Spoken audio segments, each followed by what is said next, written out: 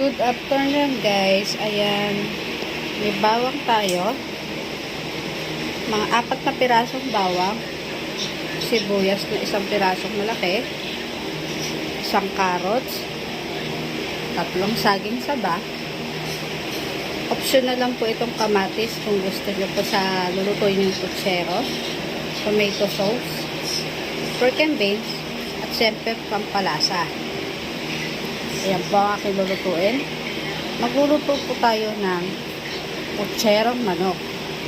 Ayan po, nagpainit na po ako ng mantika. Ayan, nag-iinit na. May mantika na po siya. So, piprito po natin yung saging saba. At syempre, ito na rin po ang ating manok. Pinakuluan ko na po siya. Ayan po ang manok. Piprito na po natin yung saging saba. Ayan po, pinipirito na natin yung saging saba.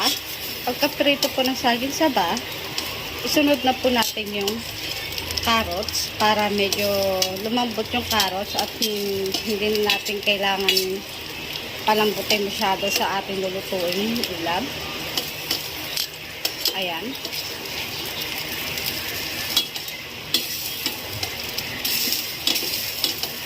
Yung kamatis po pala, optional lang po sa inyo. Ako kasi gusto ko yung medyo matomato. Ayan, nag-additional tomato o kamatis. Ayan. So, ayan. Pwede na siguro to. Sunod na po natin yung carrots. So, ayan na po ang ating carrots. So, pagkatapos po na itong iprito natin yung carrots, ating gigisa na dito sa kawali nito. Pinagpritoan nito ng bawang sibuyas. Dito na tayo mag-prito ng bawang sibuyas. Gigisa na natin siya.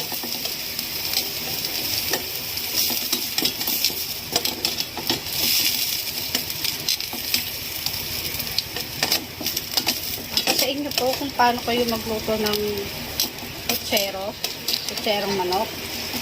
Manok kasi pinili ko para mas gusto ng bata. Kapag baboy kasi ang pinili kong lutuin na putsero, is aayawan nila yung baboy. Kaya, ayan ang ginawa ko. Manok na lang. So, ayan.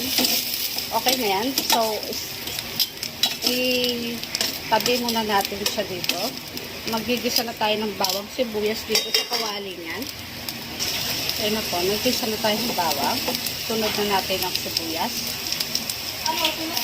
Ayan na ang sibuyas natin. Ilagay na natin.